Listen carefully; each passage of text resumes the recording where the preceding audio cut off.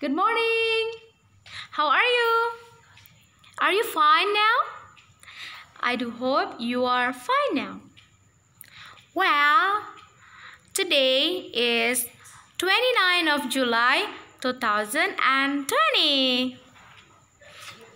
Now we are going to learn about what? Can you guess? Simple present tense. Okay, well, what is simple present tense? Simple present tense is used to talk about habits and general truth. Simple present tense digunakan untuk menceritakan tentang habits. What is meaning habits? Kebiasaan. And general truth. What is general truth? Kebenaran umum. Miss, apa itu kebiasaan? Nah, kebiasaan itu adalah contoh menonton TV, mencuci piring, minum, makan, itu kan kebiasaan. Oke, good. Nah, next for the general truth. General truth adalah kebenaran umum. Kebenaran umum. Oke, kebenaran umum itu apa? Contoh, matahari terbit di sebelah timur. Itu adalah kebenaran umum. Oke, next. Now, we use the present tense to talk something that is true in the present. Apa artinya, Nak? Kita menggunakan present tense untuk menceritakan sesuatu yang benar pada saat ini. Contohnya apa ya? Oke, let's see the example. Check it out. I am 10 years old. Contohnya nih, saat ini Miss Lia berusia 10 tahun. Nah, itu adalah benar pada saat ini. Oke.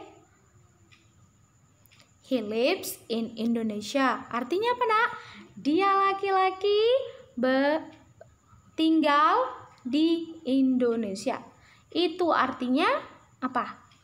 General truth. Kebenaran umumnya dia tinggal di Indonesia. Oke, next.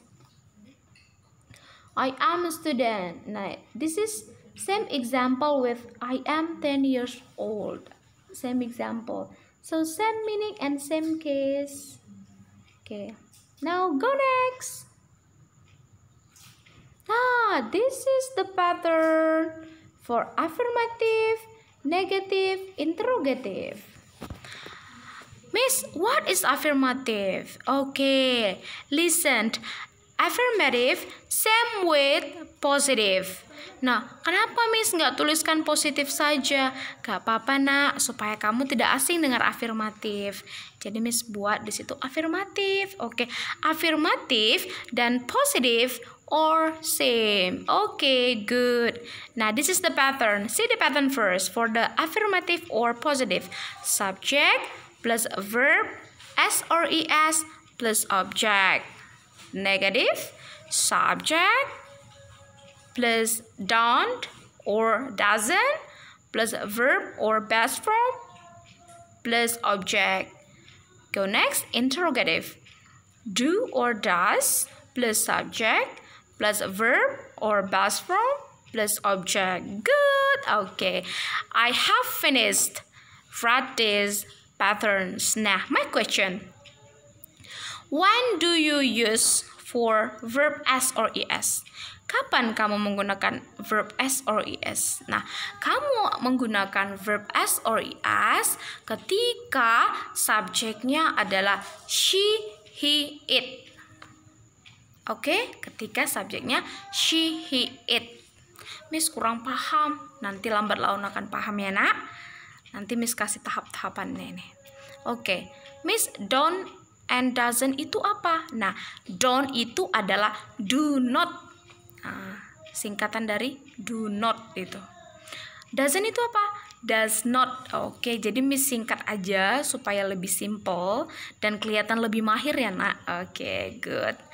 Nah, di sini ada verb atau base form. Nah, verb dan base form itu sama. sama-sama kata kerja. Terus kenapa nggak Miss tulis saja verb? Kenapa harus ada verb dan base form? Gak apa-apa nak, supaya ketika kamu mendengar kata base form, kamu tidak asing lagi. Oke, jadi verb dan base form itu adalah sama. Oke, good. Nah, di sini ada contohnya. Coba lihat untuk subjek I run fast. For negative, I do not run fast. Interrogative, do I run fast? Oke, ada subjeknya semua. Ada I, you, he, she, it, they, we. Semua subjek ada di situ. Nah, jadi kamu bisa melihat contoh-contohnya.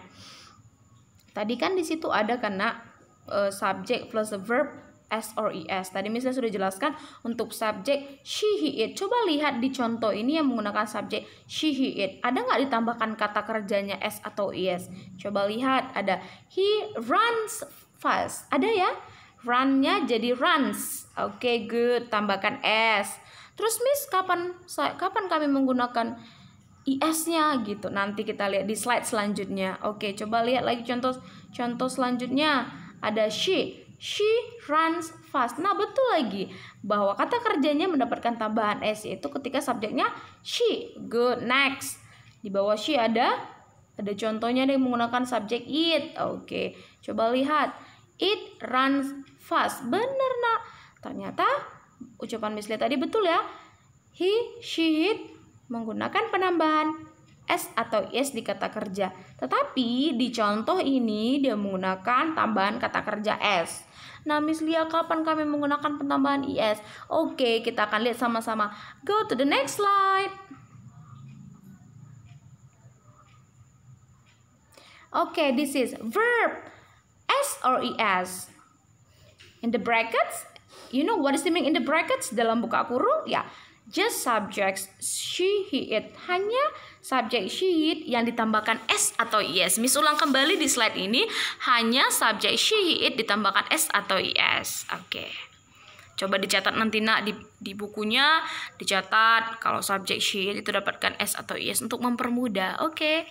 Nah, verb penambahan S. Verb S. Ada verb IS. Coba lihat di verb S. Except the ending verb CH, SH, SS, X, and O. Nah, kecuali akhiran berikut ini itu tidak mendapatkan penambahan S. Nah, hanya yang dapat penambahan IS itu hanya yang mendapat penambahan IS itu kalau kata kerjanya berakhiran CH, SH, SS, X, and O. Oke, di sini sudah ada perbedaannya, yaitu ketika kata kerjanya berakhiran CH, SH, SS, X, and O, itu mendapatkan penambahan kata kerjanya mendapatkan penambahan IS, tapi harus subjek she, he, it. Nah, selain dari situ tidak dapat penambahan IS, melainkan hanya S. Oke. Saya pikir sampai di sini cukup mengerti ya, nak. Oke. Nah, di akhir dari penjelasan Miss Lia mau berikan latihan.